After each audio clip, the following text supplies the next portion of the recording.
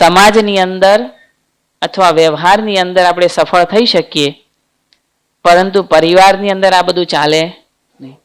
પરિવારની અંદર તો પ્રેમ, લાગણી અને સમર્પણના સંબંધો જોઈએ. પ્રેમ, લાગણી અને સમર્પણના સંબંધોના તાણાવાણાથી બંધાયેલો આપણો પરિવાર હોય છે. તમે બહાર પ્રેસિડેન્ટ હોય પણ ઘરે આવીને દીકરા આગળ પ્રેસિડેન્ટની જેમ ના વર્તાય, એની આગળ તો ગોડો થવું જ પડે. તો જ દીકરો રાજી થાય ને દાદા દાદા કરે. બહાર તમે ગમે તેટલા કડક હોય પણ ઘરે આવીને તો તમારે નોર્મલ થઈ જ જવું પડે.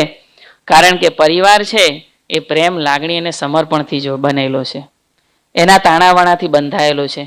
એની અંદર રેતી, સિમેન્ટ અને ઈંટ એટલું જ નથી, પરંતુ એની અંદર આ પારિવારિક સંબંધોના મૂલ્યો રહેલા છે.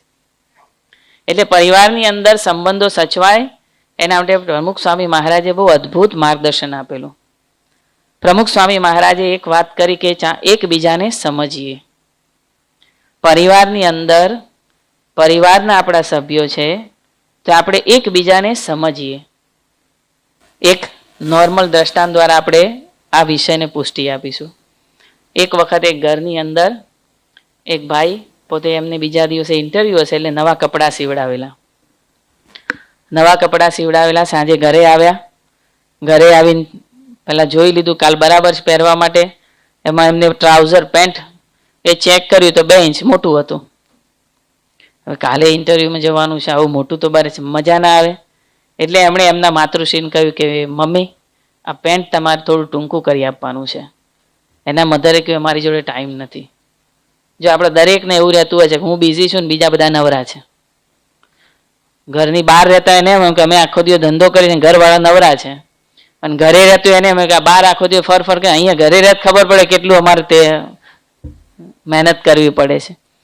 એટલે દરેકના મનની અંદર એમ જ હું ફ્રી છું, હું બિઝી છું ને સામેવાળા નવરા છે.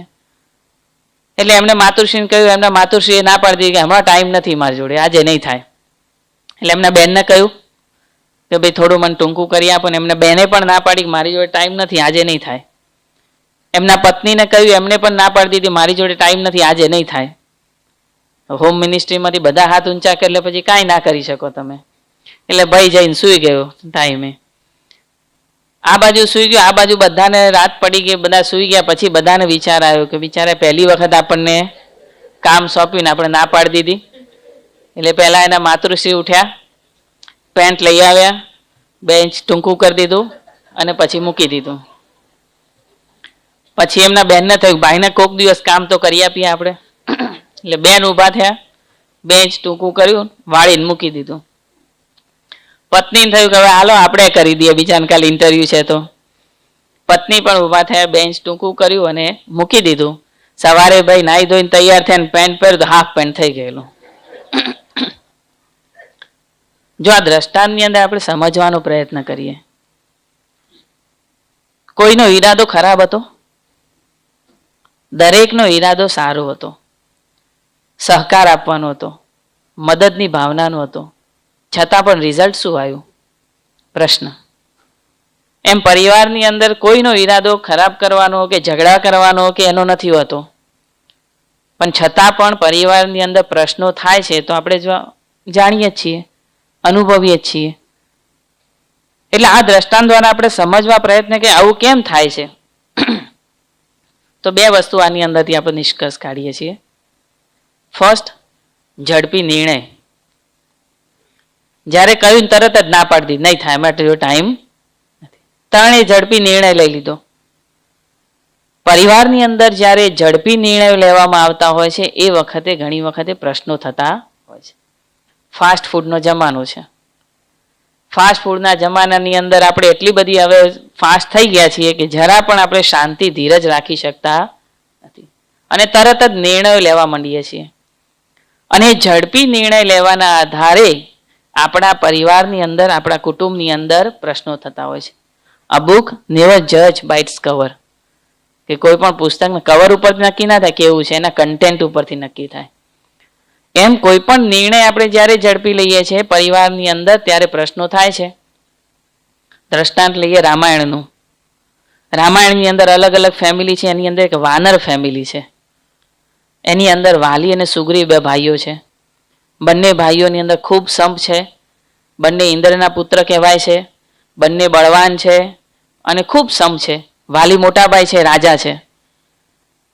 એ રાજ્યની અંદર એક પ્રશ્ન એવો આવતો હતો, એક રાક્ષસ વારે વારે બંને ભાઈઓને પડકાર આપતો યુદ્ધ માટે, અને જાય એટલે ભાગી જાય. એક દિવસે રાક્ષસ આવ્યો અને પડકાર આપ્યો એટલે આ પછી બંને ભાઈઓ નક્કી કર્યું કે આજે તો આપણે કામ પૂરું પાડી દેવું છે. એટલે બંને ભાઈઓ એની પાછળ પાછળ ગયા. બંને પાછળ ગયા, નક્કી કર્યું કે આજે એને પાર પાડવાનો છે. એક રાક્ષસ ગુફાની અંદર જતો રહ્યો. ગુફાની અંદર જતો રહ્યો એ વખતે વાલીએ એના નાના ભાઈ સુગ્રીવને કહ્યું કે તું એક કામ કર ભાઈ, તું એક ગુફાની બહાર ઊભો રહે, કોઈ બીજા રાક્ષસ કે શત્રુ ના આવી જાય એનું ધ્યાન રાખ, અને આ રાક્ષસને અંદર જઈને હું મારીને આવું છું. સારું ભાઈ. વાલી અંદર ગયા. રાક્ષસની સાથે યુદ્ધ ચાલુ થયું, પણ યુદ્ધ ઘણું લાંબુ ચાલ્યું. અવાજો આવે, અંદરથી લોહી નીકળે, પણ કોઈ બહાર આવે નહીં. 1 વર્ષ સુધી આ યુદ્ધ ચાલ્યું અને સુગ્રીવ બહાર વેટિંગમાં. રાજ્યના મહામંત્રીઓ બધા આવ્યા કે ભાઈ હવે આમાં તો કઈ નિવેડો આવું લાગતું નથી, એક કામ કરો, આ ગાદી ખાલી છે, તંત્ર ચલાવવા કોઈ જોઈએ ને, સેક્રેટરી જોઈએ, આખી કમિટી જોઈએ, એટલે તમે એક કામ કરો, ગાદી આવીને બેસો અને તંત્ર ચલાવો.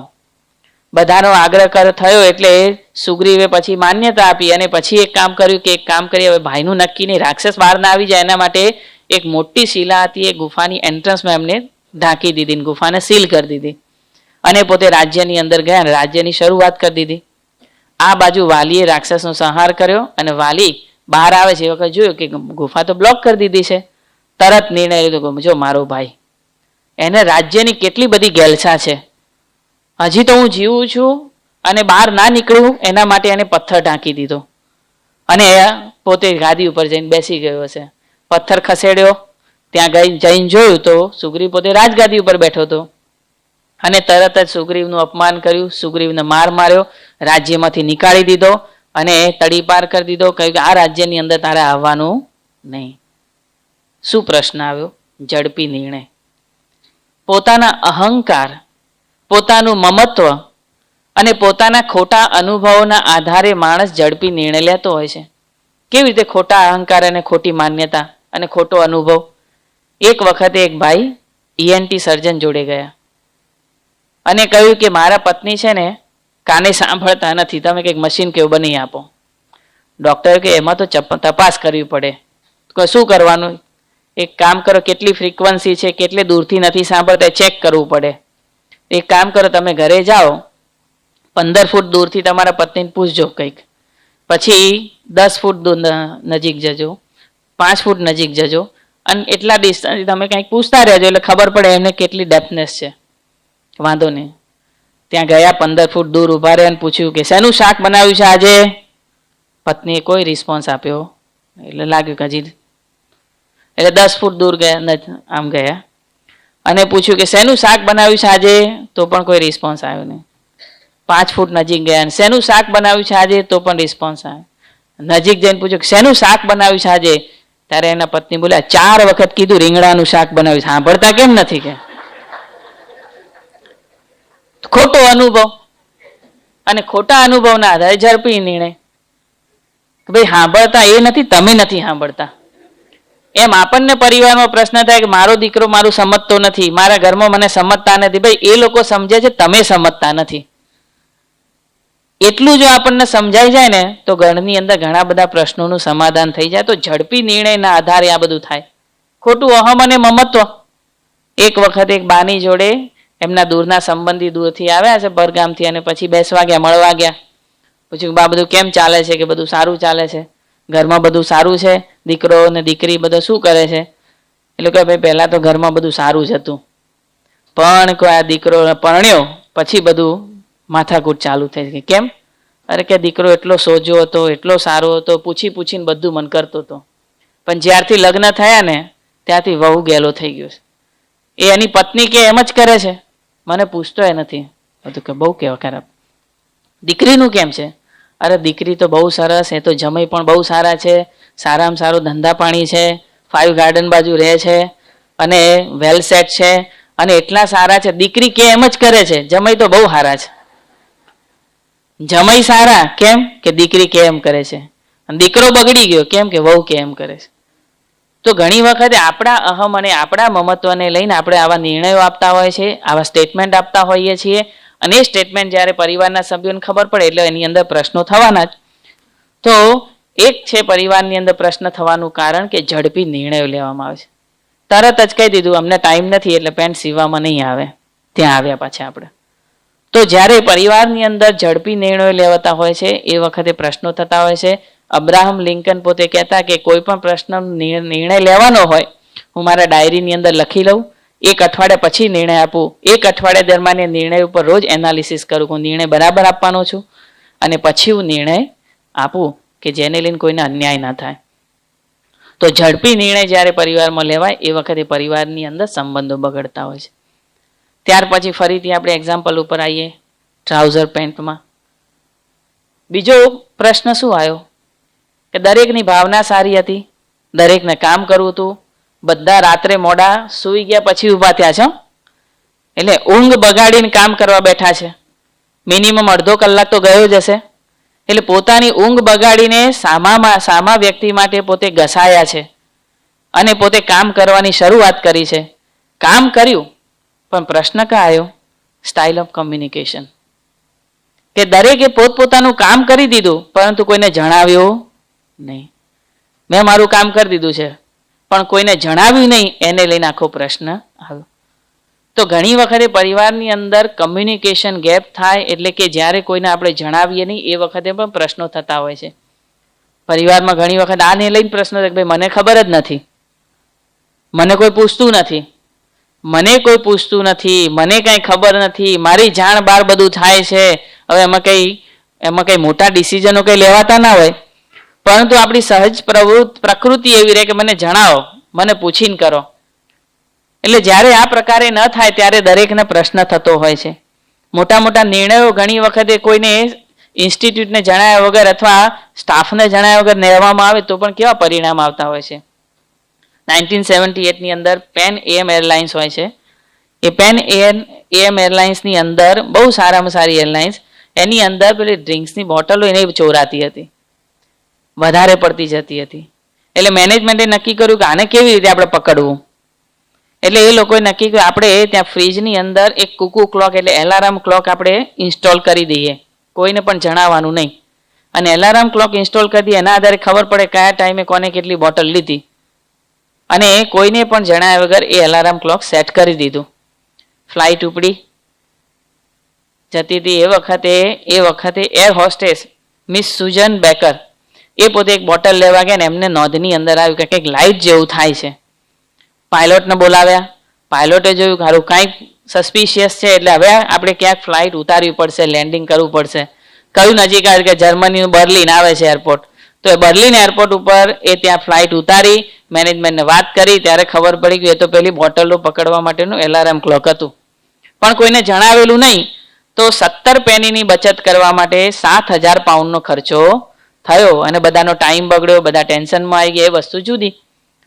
તો ઘણી વખતે જ્યારે આપણે કંપની ઘરની અંદર પરિવારની અંદર કોઈ માહિતી નથી આપતા હોતા એ વખતે પણ ઘણી વખતે પ્રશ્નો થતા હોય છે. એટલે કે કમ્યુનિકેશનનો અભાવ. સાથે સાથે કમ્યુનિકેશન કરીએ તો એની પણ એક પ્રકાર હોય કે જ્યારે આપણે વાતચીત કરીએ એકબીજા સાથે તો એની અંદર પણ આપણે કેવા પ્રકારની વાણીનો ઉપયોગ કરવો જોઈએ એ પણ અગત્યનું છે. યોગીજી મહારાજ, પ્રમુખ સ્વામીજી મહારાજના ગુરુ યોગીજી મહારાજ કહેતા કે હંમેશા સત્ય, પ્રિય અને હિત લાગે એવી વાણી બોલવી. બોલ ન કરવું, ઘટે તેટલું બોલવું. પાણીની જેમ વાણી ન વાપરવી પણ દૂધની જેમ વાણી વાપરવી. તો સત્ય, હિત અને પ્રિય લાગે તેવું વચન બોલવું. ઘણી વખતે આપણે તોછડાઈપૂર્વક પરિવારની અંદર બોલીએ, સભ્યો સાથે વાતચીત કરીએ, એને લઈને પણ ઘણી વખત પ્રશ્નો થતા હોય છે. હાર્વર્ડ જે માર્કમેન પોતે ડેનવર યુનિવર્સિટીની અંદર ફેમિલી સ્ટડીઝના પોતે ડાયરેક્ટર, અને પોતે દંપતીઓની અંદર, પરિવારના અંદર, સંબંધોની અંદર પ્રશ્નો થવાનું મૂળ કારણ એમણે પોતે શોધેલું ઘણા બધા એક્સપિરિયન્સના આધારે. એમણે કહ્યું કે સભ્યો વચ્ચે કેવા પ્રકારનો વાર્તાલાપ થાય છે તેને આધારે સંબંધો નક્કી થાય છે. કેવા પ્રકારનો વાર્તાલાપ થતો હોય, જો આપણે વિચાર કરીએ, અંતરદ્રષ્ટિ કરીએ તો આપણને પણ ખ્યાલ આવે કે આપણે આપણા પરિવારની અંદર કેવા પ્રકારનો વાર્તાલાપ કરીએ છીએ. કે સવારે ઉઠ્યા અને આ તે સૂઈએ તમે ઘરેથી નીકળો ને ઘરે આવો, તમારા પરિવારના સભ્યો જોડે કયા પ્રકારનો વાતચીત કરો છો? બસ આટલા વાગે નીકળવાનો છું, આટલા વાગે નાસ્તો તૈયાર રાખજો, આટલા વાગે ટિફિન તૈયાર રાખજો, ને આટલા વાગે હું પાછો આવીશ, ને આટલા રાત્રે હું બહાર જવાનું છું. એ સિવાયનો કયા પ્રકારનો વાર્તાલાપ કરીએ છીએ, એ આપણે અંતરદ્રષ્ટિ કરવાની છે. એટલે જ્યારે વાણીની અંદર જો મીઠાશ હોય, એમ કે છે કે મોઢાની અંદર સાકર હોવી જોઈએ જીભ ઉપર, અને મગજ ઉપર બરફ હોય તો સંબંધો સારા જળવાય. તો સારી વાણી જો બોલવામાં આવે તેને લઈને આપણા સંબંધો સુધારતા હોય છે. રવિન્દ્રનાથ ટાગોર બોલે કહ્યું કે not hammer stroke but dance and sing of the water makes the pebbles into perfection. ગણના ગા નહીં, પણ ઝરણાનું સંગીત કાંકરાને સુવાળા બનાવે છે. નદીની અંદર પથ્થર હોય, સુવાળા કરવા કે એને ગણ ના મારવાનું હોય, પણ એ પાણીનું સંગીત ઝરણા વહેતા જતા હોય એને લઈને કાંકરા સુવાળા થતા હોય છે. તો શબ્દે માર્યા મરી ગયા, શબ્દે છોડ્યા રાજ, જેણે શબ્દ વિચાર્યા તેના સર્યા કાજ. શબ્દે માર્યા મરી ગયા.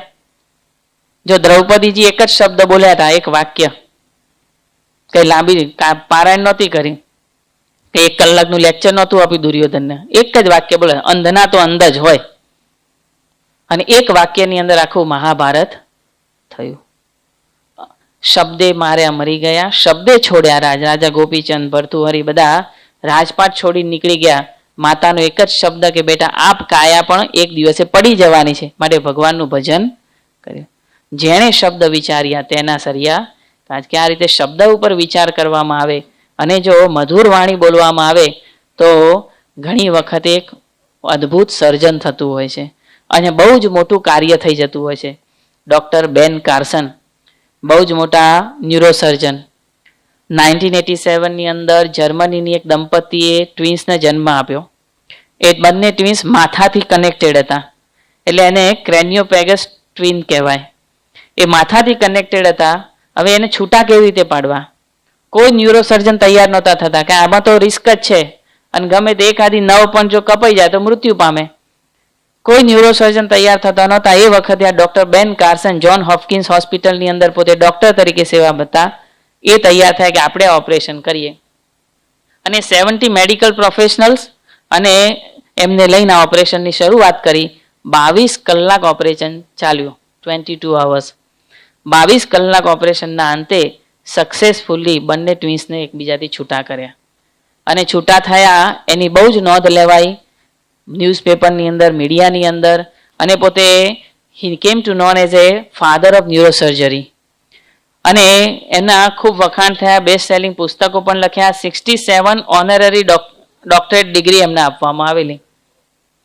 આ ડૉક્ટર બેન કાર્સન એક વખતે કોન્વોકેશન સમારંભ હતો, એની અંદર પોતે સ્ટુડન્ટ્સને એડ્રેસ કરવા ગયેલા. એ વખતે એમણે કહ્યું કે આ 2 હાથનો પરિચય છે તમને? ત્યારે બધાએ કહ્યું હા. શું કે ક્રેનિયોપેગસ ટ્વિન્સને તમે અલગ કરેલા? એ કહ્યું બરાબર, હવે હું આ 2 હાથનો પરિચય આપીશ કે આ 2 હાથ દ્વારા નાનપણમાં મેં મારી સ્કૂલમાં એક વિદ્યાર્થીને ચપ્પુ મારેલું. અને પછી એમને હિસ્ટ્રી કહી કે જ્યારે પોતે નાના હતા ખૂબ જ તોફાની, અને સ્કૂલની અંદર કોઈ યુવક જો કોઈક વિદ્યાર્થી સાથે ઝઘડો થયો હશે તો એને ચપ્પુ મારી દીધેલું, અને એના આવા પ્રકારના વર્તનના કારણે સ્કૂલમાંથી એને બળતર કાઢી મૂકવામાં આવેલા. પોતે ઘરે ગયા. ફેમિલી બેકગ્રાઉન્ડ જોઈએ તો માતા અને પિતાએ ડાયવોર્સ લઈ લીધેલા. પોતે માતાની સાથે રહેતા હતા. માતા પોતે સવારે 5 વાગે લોન્ડ્રીની અંદર મજૂરી કરવા જાય, રાત્રે 9 વાગે ઘરે પાછા આવે. એ દિવસે રાત્રે ઘરે પાછા આવ્યા, એ વખતે જોયું કે આ ઉદાસ થઈને બેઠો છે. શું થયું? કે આ રીતે સ્કૂલની અંદર પ્રસંગ થયો અને મને કાઢી મૂક્યું છે. એ વખતે એમના માતાએ કહ્યું વાંધો નહીં, આપણે ઘરે અભ્યાસ કરીશું. બીજા દિવસે કોઈક સારા સજ્જન વ્યક્તિને મળ્યા, માર્ગદર્શન લીધું અને એક પુસ્તક લઈને આવ્યા.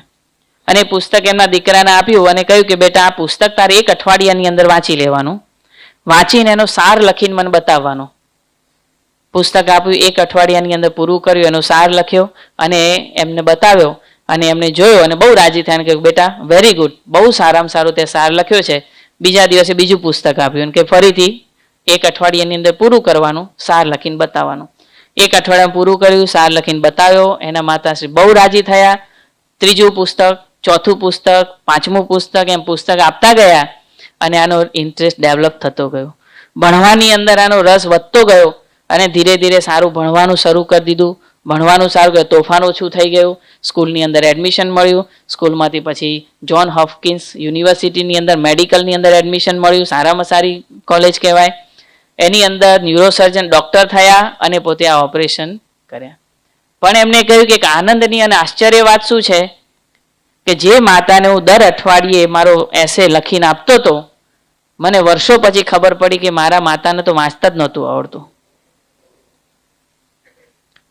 વાંચતા નહોતું આવડતું પણ બોલતા આવડતું હતું. ઘણી વખત ભણેલો ગણેલો હોય પણ બોલીને બગાડે. એમના માતાને વાંચતા નહોતું આવડતું પણ બોલતા આવડતું હતું. તો બોલતા આવડતું તો એક કલાકાર કા જન્મ હુઆ.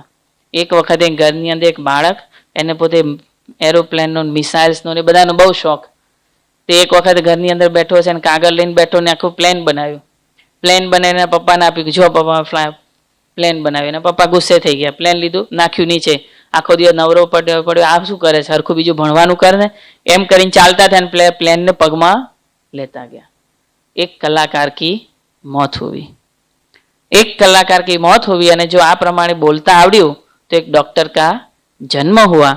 તો પ્રમુખ સ્વામી મહારાજ કહે છે કે આપણે એકબીજાને સમજીએ, એકબીજાને સમજવામાં ઝડપી નિર્ણય ન લઈએ. બીજું કે સ્ટાઇલ ઓફ કમ્યુનિકેશન, એની અંદર આપણે એકબીજાને કમ્યુનિકેશન ગેપ ન થાય. અને સાથે સાથે વાણીની અંદર પણ વિવેક બોલવાની અંદર હોય તો પરિવારની અંદર સંપ રહેતો હોય છે. તો પ્રમુખ સ્વામી મહારાજે એક વાત કરી, એકબીજાને સમજીએ. ત્યાર પછી પ્રમુખ સ્વામી મહારાજ પોતે વાત કરે છે એકબીજાને સહકાર આપીએ. પરિવારમાં એકબીજાને સહકાર આપીએ. સહકાર આપવાનો તો બે રીતે સહકાર અપાય, એક ફિઝિકલી અને એક મેન્ટલી. ફિઝિકલી સહકારની અંદર આપણે કોઈની સેવા કરીએ, આપણે સમાજની સેવા કરીએ છીએ, ઘરની સેવા કરીએ, ઘરમાં પણ સેવા કરીએ, મદદ કરીએ, એ પ્રકારની ફિઝિકલ સેવા. રવિન્દ્રનાથ ટાગોરનું એક સ્લોગન હ્યુસ્ટન મેથોડિસ્ટ હોસ્પિટલની અંદર પોતે લગાવેલું છે કે I slept and dreamt that life was joy. I woke and saw that life was service. I acted and behold, service was joy.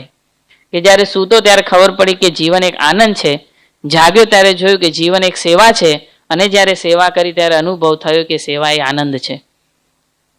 તો જ્યારે આપણે કોઈની સેવા કરીએ પરિવારની અંદર, અથવા તમે એક વિચાર કરજો કે જે વ્યક્તિ સાથે તમારે ન બનતું હોય એની જો તમે સેવા કરવા માંડશો ને તો તમારી ઉપર રાજી થશે. તો સેવા કરીને આપણે રાજી કરવા. રવિશંકર મહારાજ પોતે કહેતા ઘસાઈને ઉજળા થવું.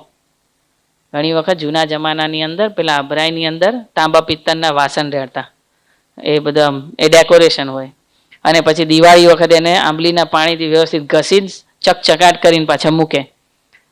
તો ઘસાઈને ઉજળા થવું એટલે કે સેવા કરીને ઉજળા થવું, પણ પડ્યા પડ્યા કાઠ ખાવા દેવો નહીં. તો આપણે જ્યારે એકબીજાની પરિવારની અંદર સેવા કરીએ છીએ ત્યારે બધાનો રાજીપો આપણી ઉપર થતો હોય છે. જો તમે ઘરમાં પણ 2-3 દીકરા હોય, એમાં સૌથી વાલો કોણ હોય? તો નાનું મનાના કામ કરતો હોય ને તમારે, એ તમને વધારે વાલો હોય. તો બીજા તું આ શાક લઈ આવ, અહીં તો બધું ના હોય, બધું મંગાવી દેતા હશે. પણ નાના નાના કંઈક કામ હોય અને એક બાળક જો કરે ને તો બધાનો એની ઉપર રાજીપો થાય.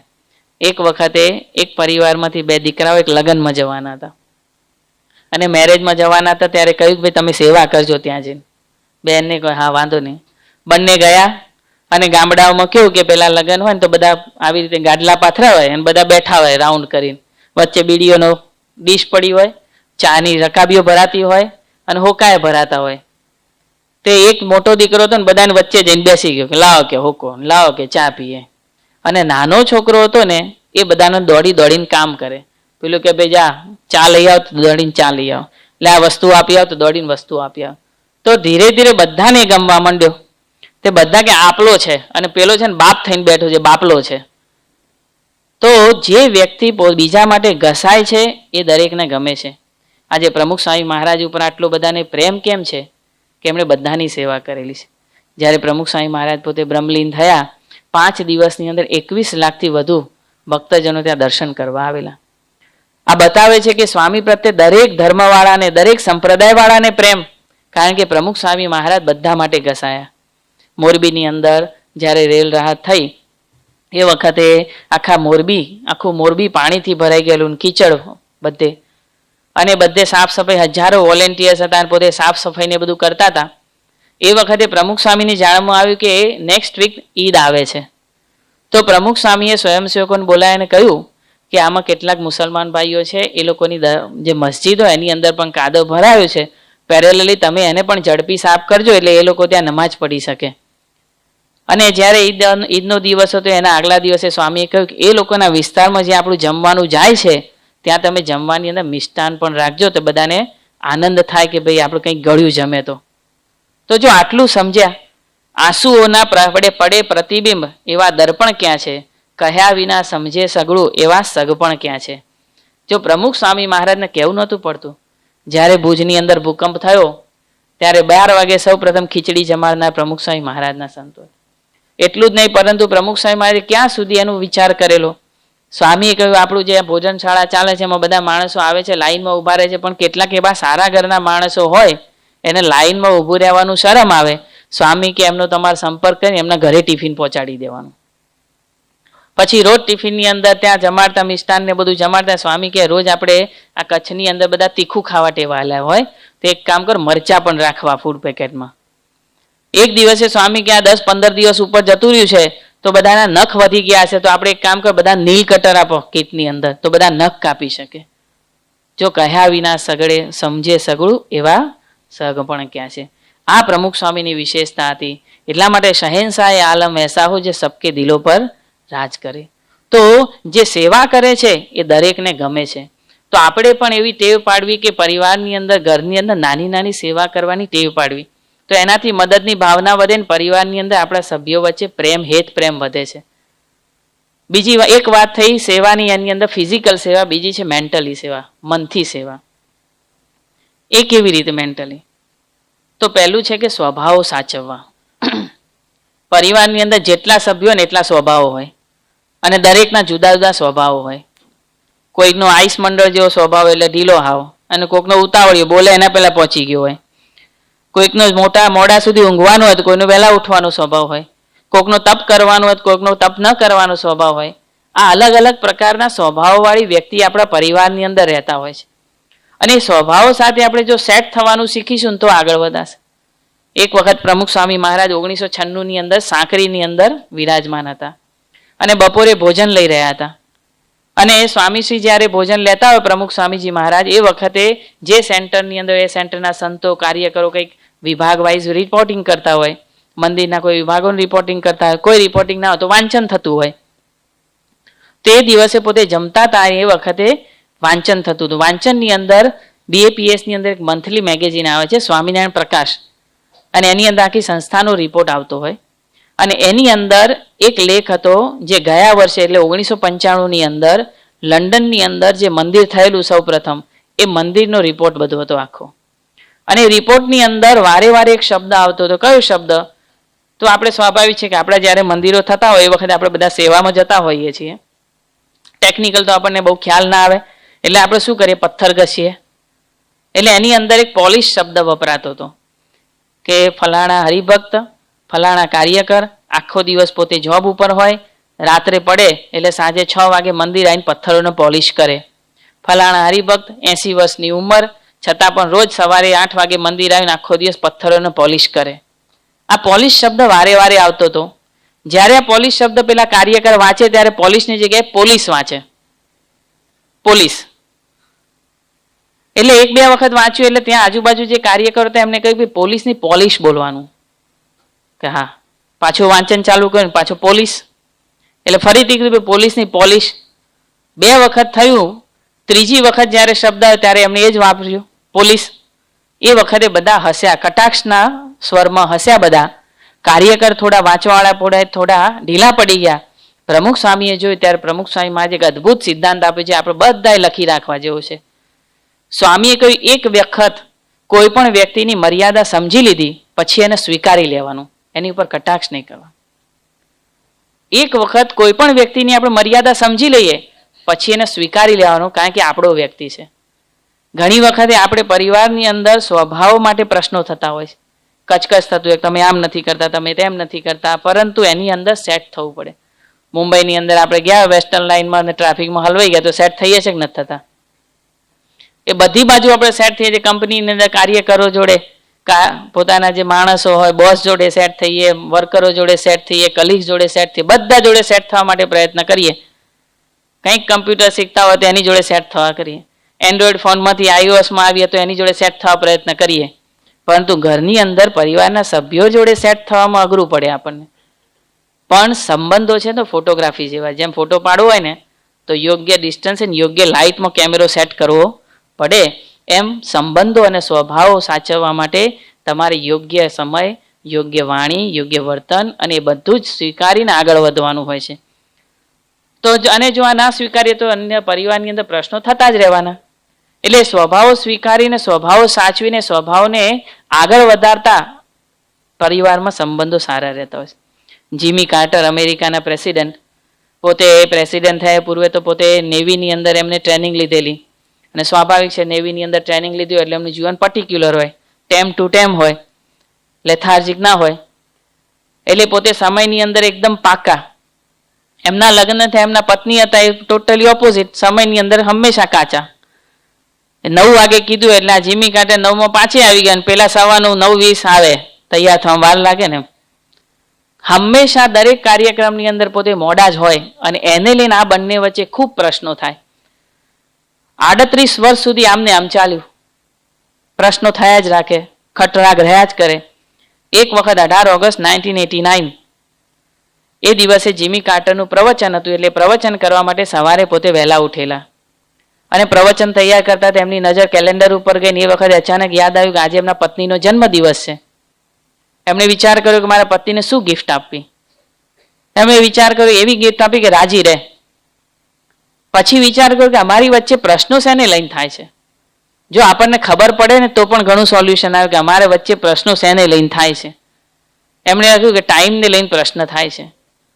પછી એમણે એક પત્ર લખ્યો એમના પત્નીને કે જન્મદિવસના અભિનંદન. કાંઈ એમને નીકળી જવાનું, એક ચિઠ્ઠી લખીને કે જન્મદિવસના અભિનંદન. આજ પછી હું તને સમય માટે ક્યારે રોકીશ નહીં કે ટોકીશ નહીં. બસ આટલું જ કરવાનું હતું અને ત્યારથી શાંતિ થઈ ગઈ. જો સ્વભાવ સ્વીકારી લીધો તો અંતરમાં શાંતિ થઈ ગઈ.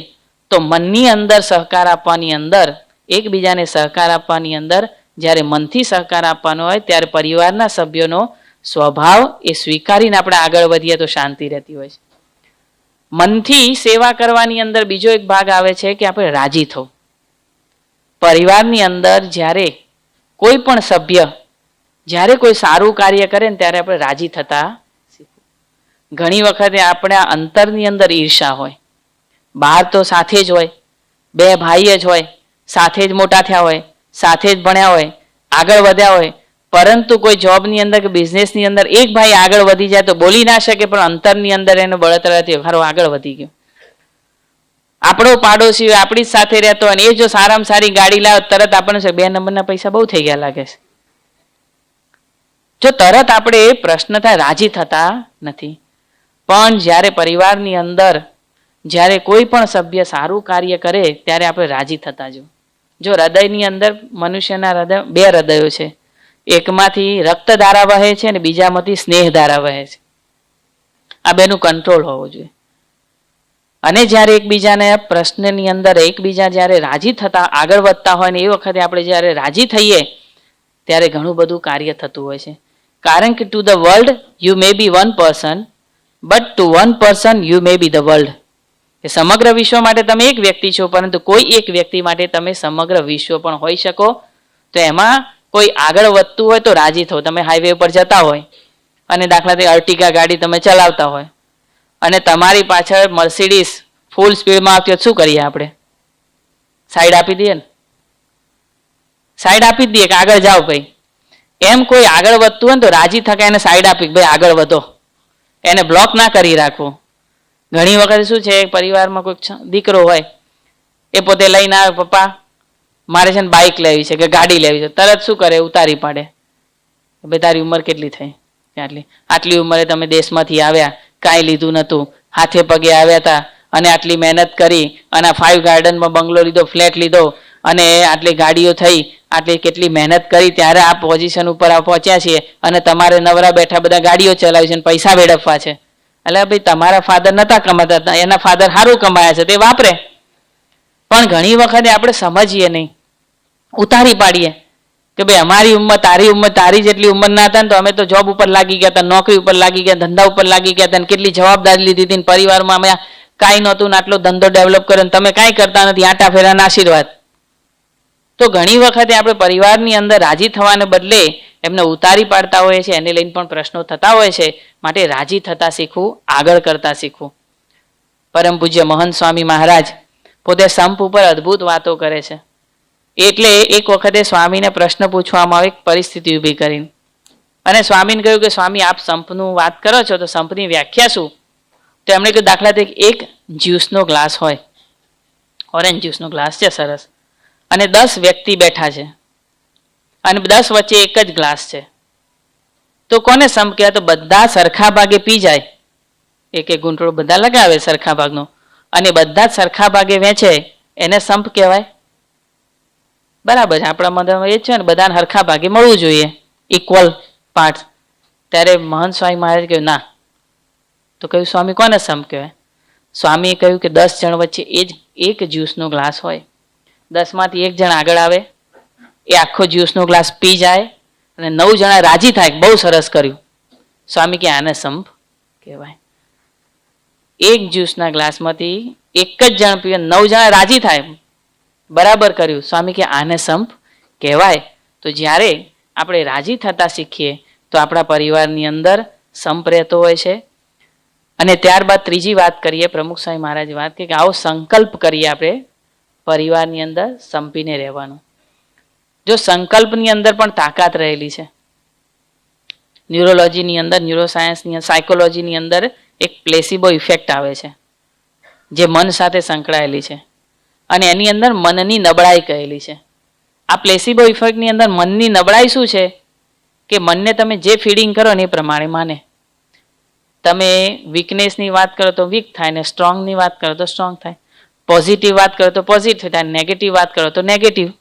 જેવા વિચારો તમે મનને આપો એ પ્રમાણે મનની ઉપર એની અસર થતી હોય છે. તો જો સંકલ્પની અંદર બળ હોય તો એ કામ થતું હોય છે. 1963ની અંદર વોશિંગ્ટનની અંદર પોતે એક સ્પીચ આપવામાં આવી માર્ટિન લ્યુથર કિંગ દ્વારા રંગભેદની નીતિ ઉપર, અને પોતે આ 6 મિનિટની સ્પીચની અંદર એમણે 9 વખતે વાત એક જ શબ્દ રિપીટ કર્યો, આઈ હેવ એ ડ્રીમ. મારે એક સંકલ્પ છે, મારે એક સંકલ્પ છે. અને એ સંકલ્પની એટલી અસર થઈ કે સમાજની અંદર જે રંગભેદ નીતિ હતી એની અંદર ઘણો બધો ફેર પડ્યો. બરાક ઓબામા પણ એના પ્રેસિડેન્ટ બન્યા. પણ સંકલ્પની અંદર શક્તિ રહેલી છે. એટલે સંકલ્પ કરવો પડે દરેકે. જો આપણે ઘણી બધા સંકલ્પો કર્યા છે, જ્યારે આપણે નાના હતા ભણતા તે વખત સંકલ્પ કર્યો હું સારામાં સારો અભ્યાસ કરીશ, ભવિષ્યમાં સારામાં સારો બિઝનેસ કરીશ, સારામાં સારું ઘર લઈશ, સારામાં સારી ગાડી લઈશ, સારામાં સારું પ્રતિષ્ઠિત વ્યક્તિ બનીશ. આ બધા સંકલ્પો આપણે કરેલા, પરંતુ રોજ આપણે એક સંકલ્પ થાય છે કે પરિવારમાં બધા અમે ભેગા રહીશું, ભાઈઓ અને સાથે પરિવારના બધા જ સભ્યો અમે સંપીને રહીએ, કોઈ પ્રશ્ન ના થવો જોઈએ, અમારા બધા વચ્ચે ખૂબ સંપ હોવો જોઈએ. એ સંકલ્પ આપણે કરવાનો થાય, અને એ સંકલ્પ જો કરવામાં આવે તો કામ થાય. ઘણી વખત આપણે પરિવાર માટે 15 થી 16 કલાક મહેનત કરતા હોઈએ છીએ, અને ઘણી વખત કહેતા જ હોઈએ છીએ ને આપણે ઘરે, કાં તમારા માટે જ મહેનત કરીએ છીએ એમ. પરિવાર માટે આપણે 15 થી 16 કલાક મહેનત કરતા હોઈએ છીએ, પરંતુ એ લોકોને 15 થી 16 મિનિટ આપતા નથી. આપણે જેના માટે 15-16 કલાક મહેનત કરીએ છીએ એને 15 મિનિટ આપણે આપી શકતા નથી. એ આપવાની વાત કરે છે સ્વામી કે સંકલ્પ કરીએ ને તો થાય, અને એવું માહોલ બનવો જોઈએ. એવો માહોલ બનવો જોઈએ કે સંપનો માહોલ ઘરની અંદર બનવો જોઈએ. આજે જોઈએ કે મોટી મોટી કંપનીઓ, જે બિગ કંપનીઓ કહેવાય, એ કંપની એક એવો માહોલ ઊભો કરે કે જેને લઈને કંપનીનું સ્ટાન્ડર્ડ આખું ઊંચું થાય. સિમોન સાયનેક પોતે એજ્યુકેશનલ એન્ડ મોટિવેશનલ સ્પીકર, અને અલગ અલગ કંપનીઓની અંદર, સારી સારી કંપનીઓની અંદર પોતે ટ્રેનિંગ આપવા જાય. એમણે પોતે વાત કરી કે માઇક્રોસોફ્ટ અને એપલની અંદર શું ડિફરન્સ છે.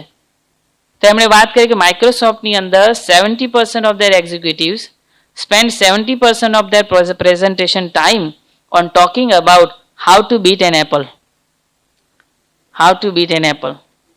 અને એપલની અંદર શું ડિફરન્સ છે? તો 100% of the executives spend 100% of their presentation talking about how to help teachers teach and how to help students learn. આટલો ડિફરન્સ છે બંને કંપનીઓ છે. એને લઈને આજે એપલની અંદર મોટામાં મોટી કંપની કહેવાય છે. તો એક ઘરની અંદર પણ એવું વાતાવરણ ઊભું થવું જોઈએ, અને વાતાવરણ ઊભું થવા માટે પ્રમુખ સ્વામી મહારાજ પોતે એક પોતાનો આગવો કન્સેપ્ટ આપ્યો, ઘર સભા. 1977 ની અંદર પ્રમુખ સ્વામી મહારાજ મુંબઈની અંદર હતા, અને એ વખતે પ્રમુખ સ્વામી મહારાજ પત્રો વાંચતા હતા. આપની જાણ માટે કે પ્રમુખ સ્વામી મહારાજે 7 લાખથી વધુ પત્રોનું વાંચન કરેલું છે. 7 લાખથી વધુ પત્રો. કોઈ પણ વ્યક્તિ હોય, ગામડાનો હોય, આદિવાસી હોય, ભણેલો ગણેલો હોય, મુંબઈનો હોય, પ્રમુખ સ્વામી મહારાજને પત્ર લખે, એના કોઈ પણ પ્રશ્નનો જવાબ સ્વામીજી 10 દિવસની અંદર એમને પત્ર દ્વારા મળી જતો. એવા 7 લાખ પત્રો સ્વામીશ્રીએ વાંચેલા છે. 3 લાખથી વધુ ઘરોની અંદર સ્વામી પધરામણી કરેલી છે. તો એક વખતે સ્વામીશ્રી પોતે પત્રો વાંચતા હતા, પત્રની થપ્પી હતી. એ વખતે એક હરિભક્ત આવ્યા અને એમણે કહ્યું, સ્વામી આ બધા પત્રોની અંદર શું આવે? ત્યારે સ્વામી કોઈ બધાના ઘરના કંઈ પ્રશ્નો હોય, સાસુઓના ઝઘડા હોય, પિતા અને પુત્રના ઝઘડા હોય, અને એનું કંઈક માર્ગદર્શન લેવાનું હોય, અને આશીર્વાદ માટે બધા પત્ર લખતા હોય. ત્યારે કહ્યું, સ્વામી આપની જોડે કોઈ એવું સોલ્યુશન છે જે આ બધા એક જ સોલ્યુશન દ્વારા બધા પ્રશ્નોનું સમાધાન થાય? ત્યારે પ્રમુખ સ્વામી મહારાજ કહ્યું, હા, ઘર સભા. ઘર સભા. સ્વામી કે જો ઘર સભા દરેક પરિવાર ઘર સભા કરે તો પરિવારની અંદર પ્રશ્ન ના થાય, અને પ્રશ્ન થયો હોય તો એનું સમાધાન થાય. ઘર સભા શું છે? તો પ્રમુખ સ્વામી મહારાજ કહેતા કે ઘરની અંદર પરિવારના સભ્યો રાત્રે બધા આવી જાય, જમી કરી લે, જમીન પછી બધા શાંતિથી બેસે, સાથે બેસે. અત્યારે કેવું, સાથે તો બેસે જ છે બધા. સોફા હોય એની ઉપર બધા બેઠા, પછી બધાને પોતપોતાનો મોબાઈલ હોય. એટલે એક નેટફ્લિક્સ જોતો હોય, એક ચેટિંગ કરતો હોય, એક બીજું ઇન્ડિયા પાકિસ્તાનની મેચ જોતો હોય, એક તારક મહેતા કા ઉલ્ટા ચશ્મા જોતો હોય. બધું પોતપોતાની દુનિયામાં હોય, બાજુમાં જ હોય પણ હજારો માઇલ દૂર હોય. ત્યારે સ્વામી કે બધા ભેગા થાય, એ વખતે બધું મોબાઈલ બધું મૂકી જ દેવાનું, અને બધા ભેગા થઈને જે ધર્મની અંદર માનતા હોય ધર્મના શાસ્ત્રનું વાંચન થાય. એ વાંચન 10-15 મિનિટ થાય, પછી બધા સભ્યો એકબીજા સાથે વાતચીત કરે કે ભાઈ તમે શું કર્યું, કેવું ચાલે છે, શું ચાલે છે, તમારે કઈ ડિફિકલ્ટી, વિદ્યાર્થીઓએ પોતે ભણવાની અંદર શું ચાલે, એ બધી જો વાત કરે સ્વામી કે એનાથી જનરેશન ગેપ ઓછું થાય, અને એ પરિવારની અંદર જનરેશન ગેપ પણ ઓછું થાય, અને મનનું ગેપ પણ ઓછું થાય, અને પરિવારની અંદર સંપ્રેમ અને સંબંધો રહે. તો પ્રમુખ સ્વામી મહારાજે અદ્ભુત વાત કરી કે જો આપણે ઘર સભા કરીએ તો પરિવારની અંદર ઘણા બધા પ્રશ્નોનું સમાધાન થઈ જતું હોય છે. તો આ એક પ્રમુખ સ્વામી મહારાજે એનું નિરાકરણ આપ્યું. તો પ્રમુખ સ્વામી મહારાજે પરિવારની અંદર સંબંધો સાચવવા, સાથે સાથે સંબંધો સારા થાય, એની અંદર ઇમ્પ્રુવમેન્ટ થાય, એના માટે વાત કરી. પહેલા તો વાત કરી કે એકબીજાને સમજીએ. સમજવાની અંદર આપણે 2 વસ્તુ જોઈ કે એક તો ઝડપી નિર્ણય ન લઈએ, અને એક સ્ટાઇલ ઓફ કમ્યુનિકેશન. એકબીજાને સમજીએ. ત્યાર પછી બીજું જ એકબીજાને સહકાર આપીએ. સહકાર આપવાની અંદર શારીરિક સહકાર કે આપણે મદદ કરવી, અને માનસિક સહકાર. માનસિક સહકારની અંદર 2 વસ્તુ જોઈ કે આપણે એક તો સ્વભાવો સાચવવા, સ્વભાવો સ્વીકારવા, અને વ્યક્તિ સ્વીકારી, અને સાથે સાથે રાજી થતા શીખવું. જ્યારે પરિવારની અંદર કોઈ સભ્ય સારું કામ કરે તો રાજી થવું, બીકોઝ પ્રેઝીસ આર અવર વેજીસ. દરેકને ગમતું હોય છે, દરેકને હોય છે કે મારી કોઈ નોંધ લે, અને નોંધ જ્યારે લેવાય ને ત્યારે વ્યક્તિ રાજી થતો હોય છે. અને ત્રીજી વાત કરી કે આપણે સંકલ્પ કરીએ કે પરિવારની અંદર આપણે સંપ રાખવો છે, એના માટે આપણે ઘર સભા જેવું ઘર સભાની વાત કરી, અને એ દ્વારા આપણે પરિવારમાં જો ભેગા થતા શીખીએ તો પરિવાર આપણો સારામાં સારો સંબંધોવાળો અને સ્વીટ હોમ તો થાય. બાકી બહાર લખ્યું હોય સ્વીટ હોમ, અને અંદર ઝઘડા જ થતા હોય, અંદર ફાયર હોમ હોય. તો એ ફાયર હોમ નહીં પરંતુ સ્વીટ હોમ ત્યારે થાય